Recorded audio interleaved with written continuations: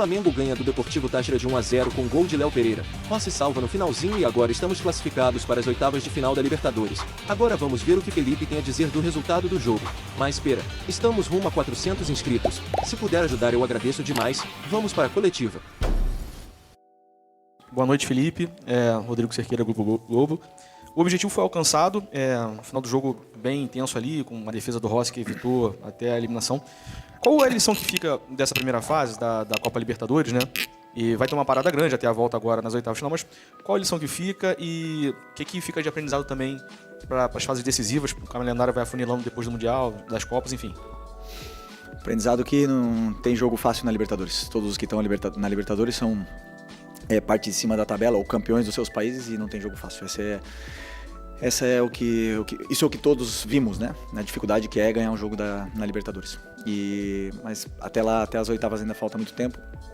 E cada jogo é um jogo diferente, é uma história diferente, é uma viagem diferente e até lá ainda, como eu falei, temos muito ainda para percorrer.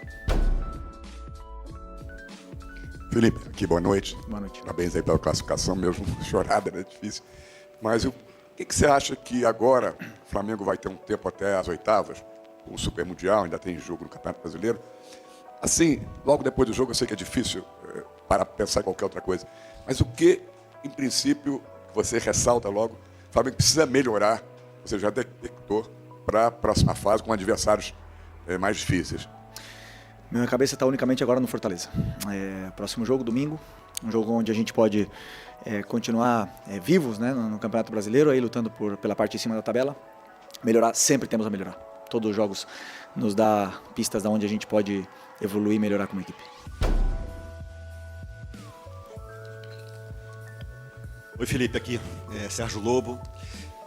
Não é a primeira vez que a gente repara em várias fotografias hoje, imagens do primeiro tempo, principalmente do primeiro tempo, que só tinha o Rossi da intermediária para trás. Eram 21 jogadores da altura ali da intermediária, daquele bloco central para trás, o Flamengo com a bola, quer dizer, foi um ferrolho, né? Digamos, nessa expressão muito grande do time venezuelano que veio aqui já eliminado, enfim, para fazer isso mesmo, para se defender. E o Flamengo já, em outras oportunidades, contra times do Campeonato Brasileiro, já teve esse tipo de dificuldade. Como é que você avalia essa questão para melhorar em relação ao futuro próximo, contra adversários que podem vir repetir esse tipo de esquema contra o Flamengo aqui mesmo no Maracanã? É uma forma de defender que causa dificuldades a todos os times do mundo. Não existe nenhum time que tem facilidades em entrar numa defesa com uma linha de 5 e por vezes era linha de 6 e linha de 7 e os 10 dentro da área. Vimos o Manchester City na final contra o Crystal Palace, bloco baixo, todo time, o Manchester City, que é um dos melhores times do mundo, não conseguiu entrar. Isso sempre que o time vem para se defender é uma opção, mas esse time também sabe jogar, também nos colocou em algumas dificuldades com bola, mas claro, temos que continuar criando esses mecanismos, essas soluções para dar para os jogadores, para eles poderem ter mais chance de finalizar. Se eu não me engano, eu vi nas estatísticas, foram 20 finalizações, com 10 dentro da área nunca vão ser muito claras, né? Mas no final o objetivo era ganhar e conseguimos. Felipe aqui, Fernanda Pisotti, da Rádio Band News FM. O Flamengo começou no primeiro tempo pressionando bastante, a gente já até te perguntei sobre isso, né? Sobre a questão de cercar bem a área, e você tinha dito que faltavam jogadores determinantes, e no primeiro tempo o Flamengo também fez essa pressão e não conseguiu converter em gols, até saiu vaiado pela torcida, enfim. Mas o que eu queria ressaltar é a ansiedade. A gente notou um pouco, assim, um time um pouco ansioso, né? Especialmente no primeiro tempo, tentando abrir logo o marcador e não conseguiu. E aí isso foi complicando, você acha, o jogo do Flamengo?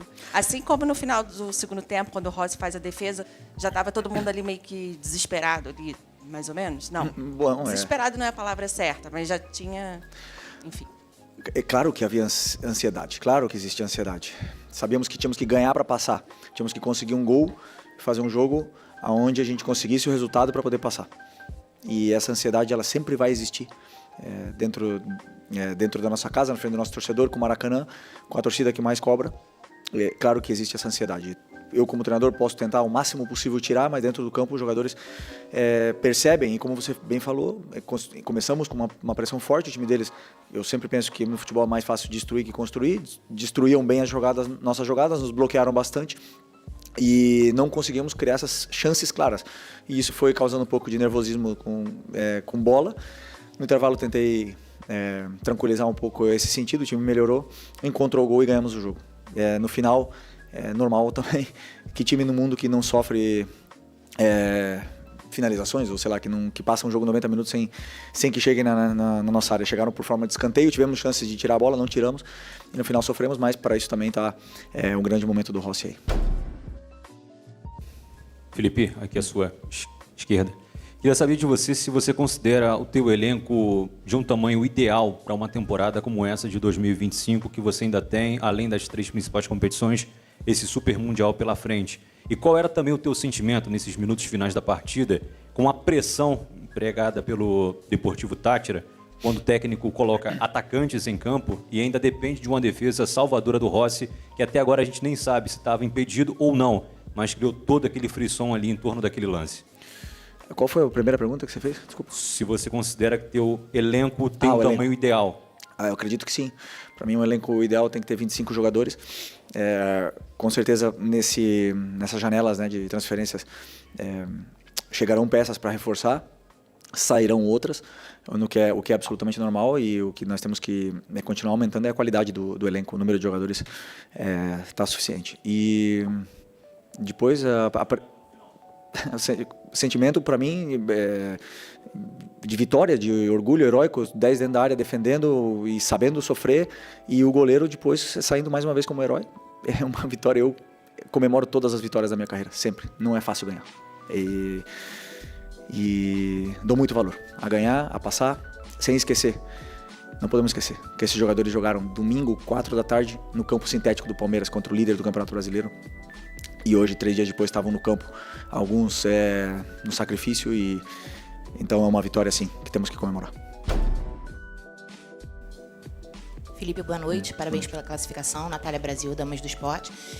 Aproveitando até o que você falou agora no final da sua resposta, você falou que alguns jogadores hoje foram para o campo com certo sacrifício. A gente tem o Alan voltando de lesão, o Gerson, né, ficou aquela dúvida ali, também precisou ser substituído. Então, queria entender a sua opção para os 11 iniciais que foram a campo, e também tentar entender um pouquinho o Deportivo Táchira não marcou nenhum ponto ao longo da fase de grupos. Você já falou que não existe jogo fácil, e eu concordo com você, principalmente na Libertadores, mas será que naquele momento ali não era talvez tentar colocar um time um pouquinho mais ofensivo? Queria entender por que você fez a escolha por um jogador, o Everton Araújo, que tem uma característica um pouco mais defensiva. Obrigada. Entendeu os seus primeiros 11 e a substituição? Não, vou responder essa aí primeiro. Um pouco mais ofensivo o time tinha. Léo Ortiz, Léo Pereira e Alan, que ficavam atrás. Tinha Wesley e Alexandre, que passavam para ataque. Gerson, que passava para ataque. Michael, Arrascaeta, Pedro e Luiz Araújo. Atacando com 7 jogadores. Mais ofensivo que 7 jogadores, difícil. Muito difícil. Então, muitas das vezes tinham 6 e o lateral vinha por dentro. Então, como eu falei, muitas das vezes um adversário que se fecha com os 10 dentro da área, temos que tentar entrar por outras formas, com chute de fora da área, com cruzamentos, com bola parada. É o jeito de entrar numa defesa que tá tão fechada e tão bloqueado. Mas assim, colocar mais jogadores para o ataque. O Everton Araújo entrou depois. Essa é outra, né? Você perguntou do 11. Gerson, problema no joelho, várias lesões. Tivemos Bruno Henrique também, que chegou no jogo sem condições. Alan, que depois de 3 semanas parado voltou para o jogo hoje. Varela acabou de volante. Tivemos o Alexandre, que teve que repetir o jogo também. Não estava nas melhores condições. Muitos jogadores, não vou lembrar todo. Pedro voltando de lesão, vocês já sabem. Então tem todos esses jogadores para mim. Eu tenho que exaltar o meu elenco, os meus jogadores. Eu tenho que falar da força que eles têm, da ambição que eles têm. Que eles querem ganhar, eles querem sempre o melhor. Querem trabalhar, querem jogar todos, e me deixa orgulhoso de liderar esses jogadores. Felipe, tudo bem? Boa noite aqui no meio. Gabriel Orfo, canal Papo Brasil, Rubro Negro, Revista Placar, parabéns pela vitória. Felipe, a maioria dos times que o Flamengo enfrenta costuma jogar de uma forma mais retrancada, digamos assim. Hoje o Tati já veio com uma linha de 5, como você falou, às vezes virava uma linha de 6 até uma linha de 7. Eu queria entender porque o Flamengo, muitas das vezes, acaba não finalizando de fora da área. A gente teve ao todo 4 chutes a gol de fora da área, nem todos passaram perigo, que eu me recordo só os 2 do Alan, ainda no primeiro tempo. Por que o Flamengo encontra tanta dificuldade, muitas oportunidades para chutar de fora da área, às vezes a equipe não finaliza da forma que deveria finalizar, né? E também, já aproveitando, você perdeu a Arrascaeta, né? Pro jogo das oitavas, ele estava pendurado. Queria que você falasse um pouquinho, sei que ainda falta um pouquinho, mas como que vai ser a ausência desse jogador tão importante? Obrigado. Sobre o chute de fora da área, porque, primeiro, característica dos jogadores. Nós temos Luiz Araújo, Pedro, que tem característica de chutar de fora da área. E o resto é mais associativo, tem menos força no chute, ou não se sentem tão confortáveis, ou não tiveram chances claras de poder chutar de fora da área, porque também o adversário tenta bloquear. E quando o adversário tenta bloquear um chute de fora da área, abrem outros espaços e eles optam por se associarem. Mas isso é uma escolha dos jogadores, né? Unicamente dos jogadores. A gente treina tudo, treina chutes dentro da área, tabelas, chute de fora da área, treina tudo, e o jogador dentro do campo é o que toma as decisões. E pro Arrascaeta na volta, nunca é desculpa, né? As lesões ou suspensões, então temos um elenco qualificado para poder fazer um grande jogo sem ele. Felipe aqui, Thiago Lima do GE, parabéns pela classificação. Felipe, eu queria aproveitar um pouquinho que você citou a questão de ansiedade e fazer um comparativo com o Palmeiras, que vem numa era vencedora com o Abel, e o Abel Ferreira fala muito dessa questão de força mental do grupo. Você acha que isso é algo que o Flamengo ainda tem a evoluir em questão de força mental durante o tempo todo dos jogos? E só me permite uma segunda pergunta, como é que está a sua expectativa de reforços do departamento médico? Pulgar, De La Cruz, estão perto de voltar? Sobre a força mental do grupo, não podemos esquecer que esse grupo foi campeão da Copa do Brasil, esse mesmo grupo, com uma força mental muito grande, vencendo com 1 a menos no campo do Corinthians. Não podemos esquecer que ganhamos na casa do Atlético Mineiro, que era finalista da Libertadores. Não podemos esquecer que esse grupo tem uma força mental muito grande, que ganhou a Supercopa do Brasil esse ano, ganhou o Campeonato Carioca, vem brigando pela liderança. Existem jogos que podem gerar certa ansiedade, principalmente pela forma como o adversário se coloca no campo, pelo ambiente que é gerado antes do jogo e pelo que está em jogo, né? Quando a pressão ela é muito grande, claro que a ansiedade joga junto. E pode ter certeza que o Palmeiras também passa por ansiedade, o Corinthians, o Atlético Mineiro, todos os times passam por momentos de ansiedade durante o ano, por altos e baixos durante o ano, e no final vence o melhor. Por isso eu valorizo tanto essa vitória, porque eu sei o esforço que eles fizeram domingo no jogo no campo do líder do Campeonato Brasileiro, e hoje, quarta-feira, estavam aqui outra vez dando a vida no campo para poder vencer esse jogo. E eu, repito, comemoro as vitórias. E sobre os lesionados, o Eric deve estar na reta final.